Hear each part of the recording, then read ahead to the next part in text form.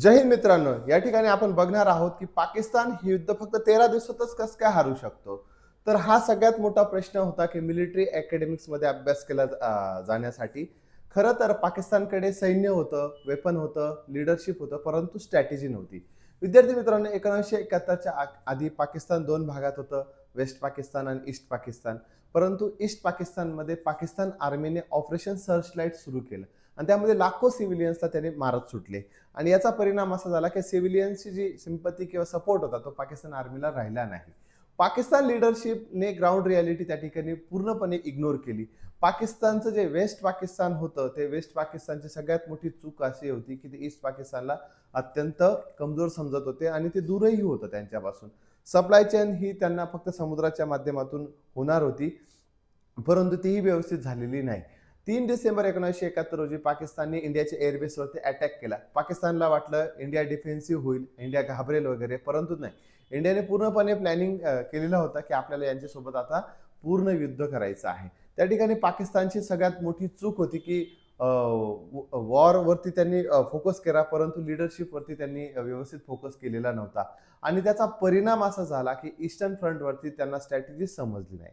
विद्यार्थी मित्रांनो, एक लक्षात घ्या की इंडियन आर्मीने ज्या सिटीज कॅप्चर करण्याच्या ऐवजी त्यांनी ब्रिजेस, कम्युनिकेशन सेंटर्स आणि कमांडचे हेडक्वार्टर्स डिस्ट्रॉय केले. याचा परिणाम असा झाला की पाकिस्तान आर्मीचे युनिट्स हे आयसोलेट झाले, लीडरशिप कट ऑफ झाले, वरून ऑर्डर्स येत नव्हते, ट्रूप्स जे आहे डायरेक्शन लेस झाले आणि पाकिस्तान ऑफिसर्स ग्राउंड सिच्युएशन समजू शकले नाही.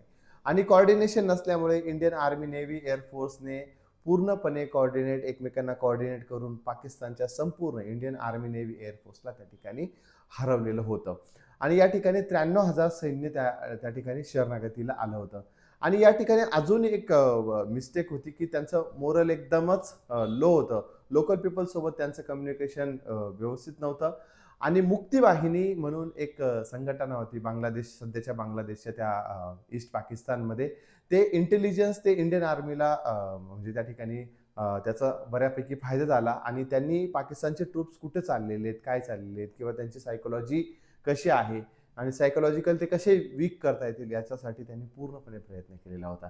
विद्यार्थी मित्रांनो, लक्षात घ्या की इंडियन आर्मीने या ठिकाणी स्पीड ही वापरली. फास्टेस्ट स्पीड असेल किंवा स्मॉल प्लॅनिंग असेल ते वापरले. ढाकाला डायरेक्टली थ्रेट न करता पाकिस्तानची लीडरशिप त्यांनी कोलॅप्स केली.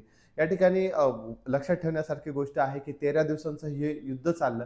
पाकिस्तानचे 93,000 सोल्जर्स आणि ऑफिसर्सने त्या ठिकाणी सरेंडर केलं आणि सरेंडर हे 16 डिसेंबर 1971ला केलं. आणि रिझल्ट जो होता फक्त 13 दिवसांमध्ये आलेला होता. पाकिस्तान युद्ध, वेपन्स सर्व काही हारलेलं होतं.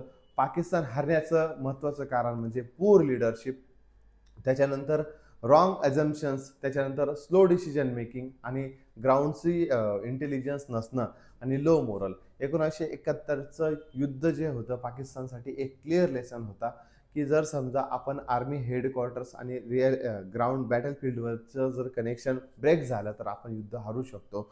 म्हणूनच विद्यार्थी मित्रांनो, आपण याच्यामध्ये याच्यातून बोध घेतला पाहिजे की SSB इंटरव्ह्यूमध्ये समजा तुम्हाला नॉलेज आहे, डिसिजन मेकिंग नसेल, रिस्पॉन्सिबिलिटी नसेल, क्लॅरिटी ऑफ द थॉट्स नसतील, तर तुम्ही सक्सेस होऊ शकत नाही.